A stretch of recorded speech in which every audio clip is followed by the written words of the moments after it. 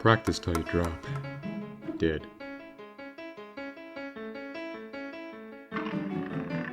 When Jerry finds a dusty old piano in the attic of his new house, his parents offer to pay for lessons. At first, taking the piano seems like a cool idea, but there's something creepy about Jerry's piano teacher, Dr. Shriek. Something really creepy. Something Jerry can't quite put his finger on. Then Jerry hears the stories. Terrifying stories. About the students at Dr. Shriek's music school. Students who went in for a lesson and never came out. Hey everyone, and welcome to Goosebumps Overviews, the show where we overview Goosebump books and judge them on their merit. Today we got book number 13, Piano Lessons Can Be Moida. This is my first Goosebumps book. I read this when I was 5 years old. I was in kindergarten at the time. Found it at a Salvation Army, got hooked on the series ever since. There might be some nostalgic bias for this one. The cover is not scary, nor is it particularly interesting. The backdrop takes up most of it, and the focus are hands. Floating hands. Which honestly I didn't even think was going to be a part of the book.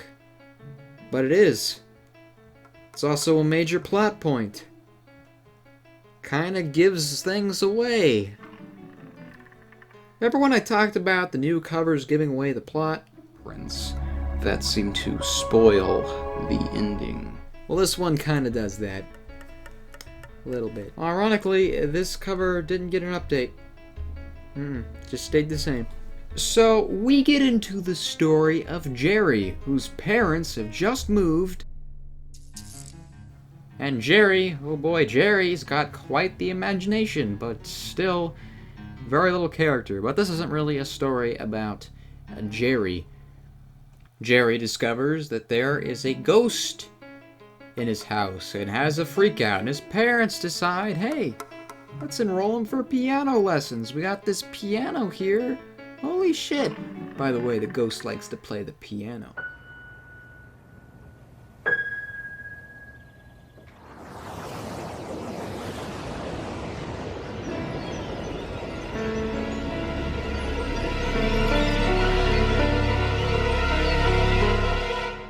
So, Jerry goes to a school called Shriek School, where he meets his new piano teacher, Dr. Shriek, who I guess he looks like Santa Claus for some reason.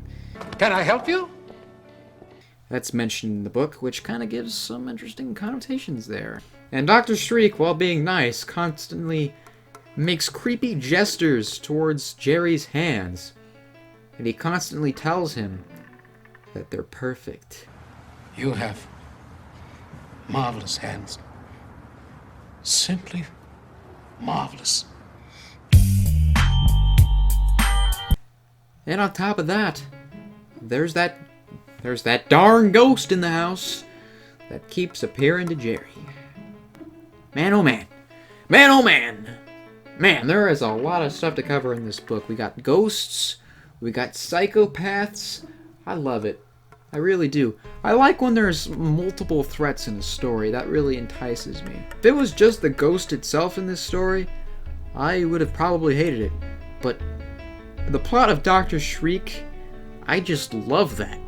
The creepiness and the tone of whenever there's a scene with Dr. Shriek. Whew, man, that is just interesting and exciting. Think about these hands. They're perfect. Perfect. And the ghost is just like the icing on the cake. And I gotta say, the scenes with the ghost, well, like I said, they wouldn't be interesting on their own, but man, they are graphic. Whoo boy, and you know me, I like graphics. If I have to say, without giving anything away, this story is dark. And I love me some dark stories. Really, honestly, I thought I was going to hate this book, but I was still enticed by it. However, it does have some issues, though. If you guessed rushed ending, You'd be correct. As soon as the plot's revealed, it's just a rush of exposition and seemingly immediately solved. We get no backstory on the ghost besides that the ghost was trying to warn Jerry. We get somewhat of an explanation for the Shriek School, but I feel like there could have been more there. Honestly, there's no twist at all. Just all gets resolved happily ever after, which was a surprise to me. So, overall,